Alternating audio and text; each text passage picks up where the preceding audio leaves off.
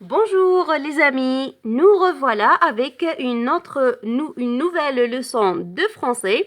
Cette fois-ci, c'est les propositions chez et à. So today we're gonna see the prepositions chez and a.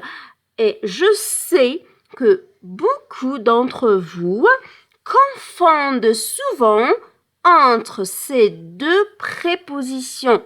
Quand est-ce qu'on utilise chez et quand est-ce qu'on utilise à. So here, à is with an accent.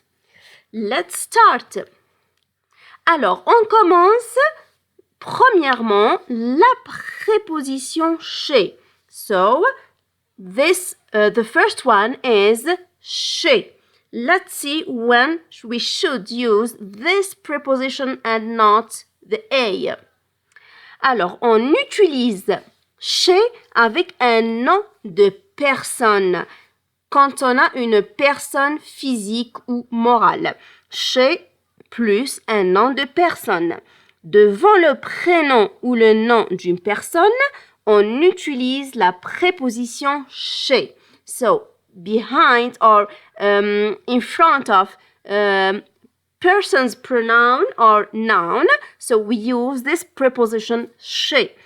Par exemple, nous allons chez Paul. So here, Paul is a pronoun of a person. Paul, his name is Paul, so we use chez Paul. Cet après-midi, Marine va aller chez Madame Martinez. Madame Martinez, c'est le nom de la personne. So we use chez.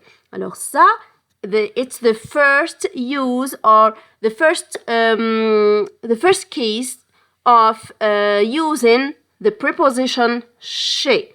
On a dit plus un nom de personne. Deuxièmement, on utilise chez plus un pronom tonique. C'est quoi un pronom tonique? What is a tonic pronoun? It's the same as in English when we say me, you, her, them, his. So in French also, we have un pronom tonique. Alors, devant les pronoms toniques, moi, toi, lui, elle, nous, vous, eux, elle avec S et soi, on utilise la préposition chez.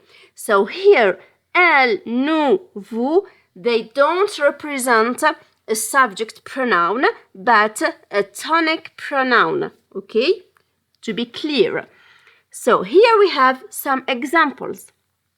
Je rentre chez moi. I go back home. I go back home to my house. Notre voisine m'a invité chez elle. Alors, la voisine, notre voisine, m'a invité chez elle. These tonic pronouns are used to replace the subject, to not repeat a noun. So we use them to avoid repetition. Alors, les pronoms toniques, on les utilise pour éviter de répéter un nom.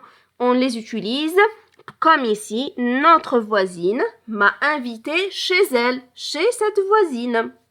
So here my neighbor invited me to her house. Okay, in English we say this way. Ils vont partir chez eux. Ils vont partir chez eux. So eux, it refers to il with an S.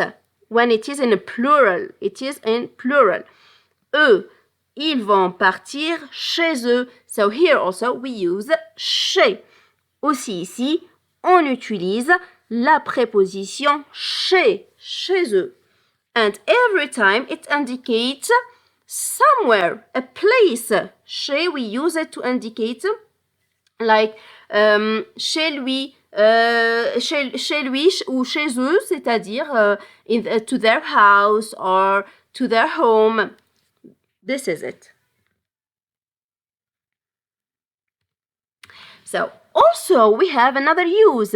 Chez plus le lien qu'on a avec une personne. So we use this preposition when we are talking about someone related to us, like here. Par exemple, Amandine est partie chez sa copine. Elle est partie chez sa copine. She went to her friend's house.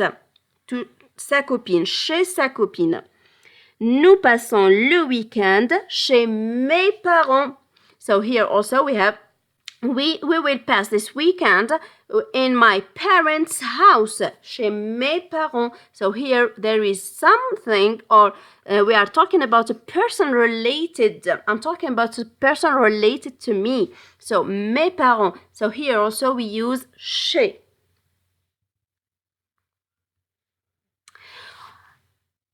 Ensuite, on a chez plus le nom d'une profession. Alors, j'ai eu beaucoup de questions qui me disent pourquoi on dit je vais chez le mécanicien et pas je vais au mécanicien. Alors, c'est simple.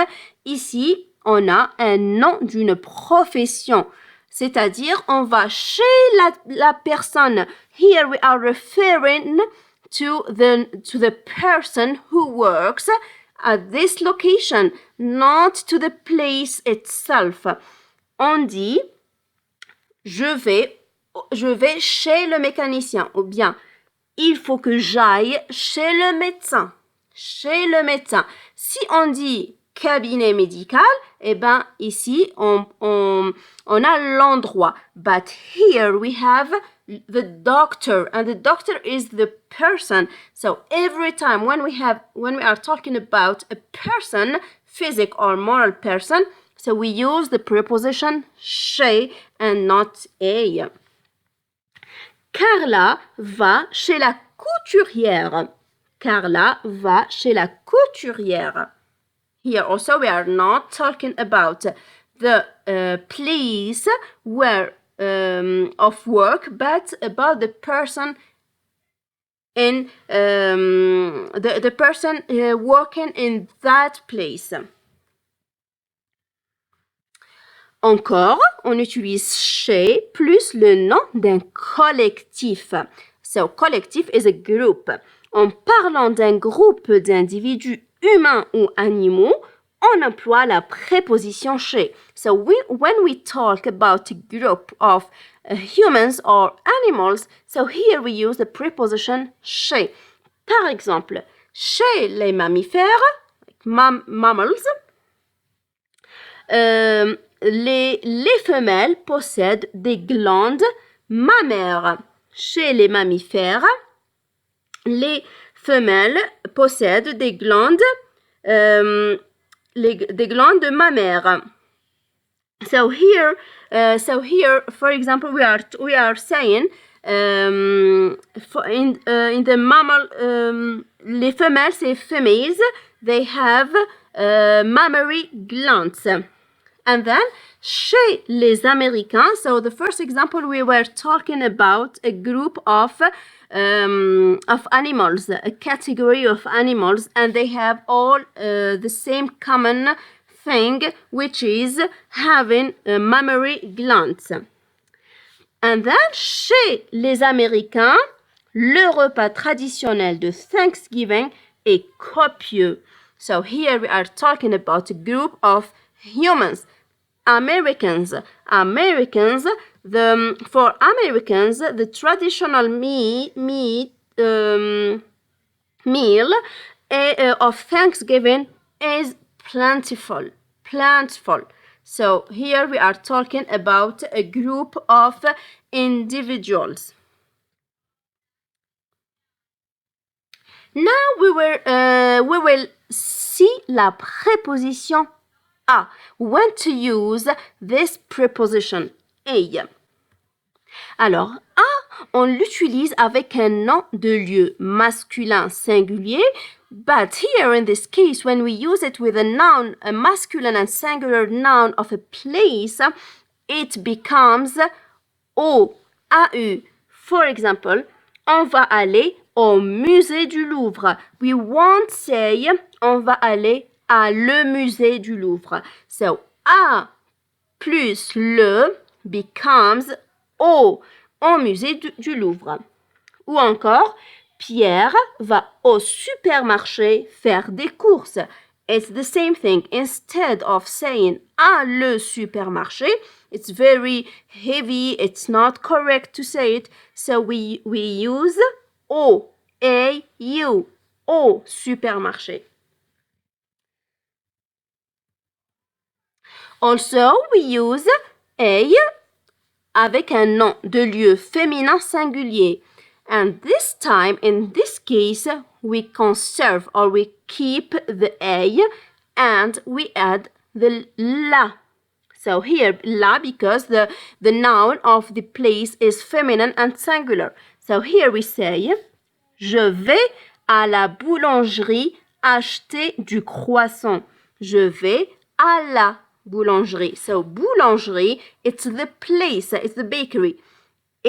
C'est l'endroit. Et là, c'est du féminin. Boulangerie, c'est un nom féminin singulier. This is why we use à la boulangerie. Ou encore, les musulmans vont à la Mecque faire le pèlerinage. So, Mecque, c'est un nom féminin singulier. C'est un endroit qui a un nom féminin singulier. Alors, c'est pour cela on utilise à la. À la Mecque, les musulmans vont à la Mecque faire le pèlerinage. Pilgrimage, I think it is in English. And then we use also a plus un nom de lieu qui commence par une voyelle ou un H. Un H, c'est le H muet, silent H in French. And it can be feminine or singular here. So, for example, les enfants sont partis à l'école. The kids went to school. So, école, it's a feminine noun starting with an E with a vowel. So here we will put L apostrophe. A plus L apostrophe. On a dit que école, c'est un nom d'endroit féminin, mais qui commence avec une voyelle. Et c'est pour ça on met A plus L apostrophe. Claude va à l'ambassade de France. Ambassade, also, ici aussi, c'est du féminin. Ambassade, he goes to the embassy of France. So, here, also, we use A plus L apostrophe.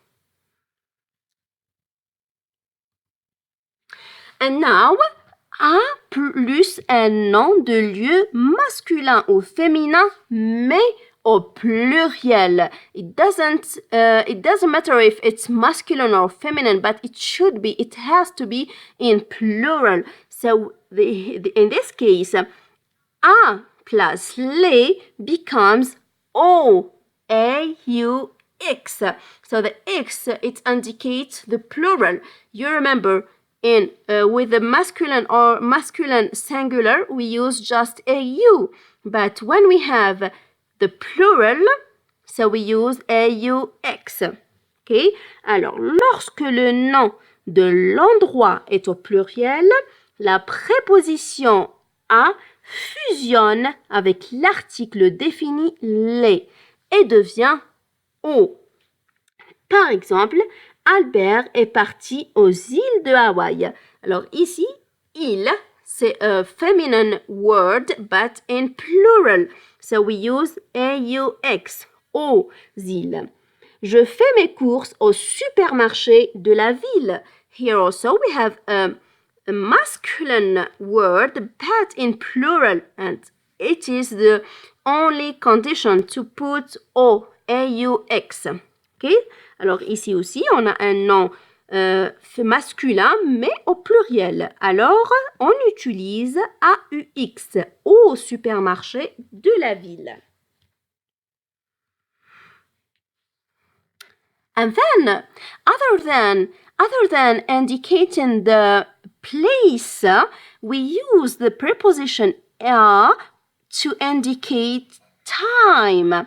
Alors, autrement que le lieu, on a vu que a, on l'utilise pour indiquer un lieu, une localisation, mais aussi on l'utilise pour indiquer l'heure. Ainsi, on dit par exemple, votre rendez-vous médical est à 16 heures et à 16 heures. Here, alors ici, on fait la liaison entre le T et le A. On dit est à 16 heures. So here it means your appointment is at 4 p.m. Votre rendez-vous médical est à 16 heures. Ou bien, on mange le déjeuner à midi. So it indicates time. It's used here as at in English.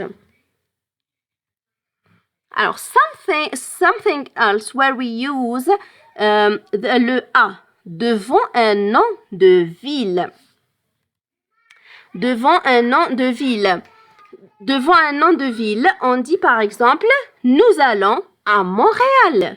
So, Montréal, it's a noun of a city. Il va à Marseille. He goes to Marseille is a noun of a city. So here, to indicate a noun of a city or a destination, we use a. Nous allons à Montréal. Il va à Marseille. It's a destination. Aussi, on utilise la préposition a pour indiquer le prix. Par exemple, so to indicate price. Elle a acheté un bijou à $200. So she has bought a jewelry at $200. Okay? Elle a acheté un bijou à $200. So here it indicates the price of the jewelry she bought. Cette veste est à combien, s'il vous plaît? So to ask about the price of something, we say this way. Cette veste est à combien, s'il vous plaît? How much is this jacket? Elle est à 45 euros. It's 45 euros. So, elle est à 45 euros. So, here we use this preposition to indicate price. And then also, pour indiquer un ingrédient. So, to indicate an ingredient in food. Par exemple, je voudrais une pizza aux champignons, s'il vous plaît. I would like a mushroom pizza. So here, in English, we don't have really a preposition to say the ingredient we would like in the pizza. But in French, we do. On dit, je voudrais une pizza aux champignons. Je voudrais une pizza au fromage. Je voudrais une pizza à la sauce tomate ou bien à la tomate. Voilà. Ou bien on dit elle préfère manger des nouilles à l'ail. So here, it's garlic and it's an ingredient of the contained in noodles. So she prefers eating garlic noodles. So if you notice here, we don't have any preposition in English, but we do in French. To indicate something included, an ingredient included in this food. Mehdi adore les glaces à la vanille. So here also to indicate a perfume of something, vanilla. So Mehdi adore vanilla ice cream. It's the same thing. In English, we don't have any preposition, but in French we do. To indicate the perfume of les glaces à la vanille. Alors, aussi pour indiquer la distance. So, we use the preposition à to indicate distance. Par exemple, notre maison est à 100 mètres de la garderie de ma fille. Our house is 100 meters off the daycare of my daughter. Ou bien, Paris est à 360 km de Nantes. So Paris is 360 kilometers from Nantes. Ou encore, mon travail est à 10 minutes de chez moi. My job is 10 minutes from my house. So, here to indicate a distance, we use a. A avec l'accent, bien sûr. Parce que le a sans accent is the auxiliary avoir in the present. So don't let it confuse you. So, et puis voilà, on est arrivé à la fin de cette leçon. J'espère que c'était pas très compliqué de suivre et de comprendre la différence entre chez et puis à. So I hope that it wasn't so difficult lesson to understand the difference between these two prepositions chez and à and when to use each of them. Anyway, if you have any question, anything you didn't really understand, please don't hesitate to write it down in the comment and I would be more than happy to respond as I can. Alors, je vous invite bien sûr à vous abonner avant de partir, de mettre un j'aime, de mettre vos commentaires si vous avez une question, quelque chose que vous n'avez pas bien compris. Je vous invite à les écrire dans les commentaires et je vous répondrai comme je peux et dès que possible. Et je vous dis à très bientôt avec une nouvelle leçon.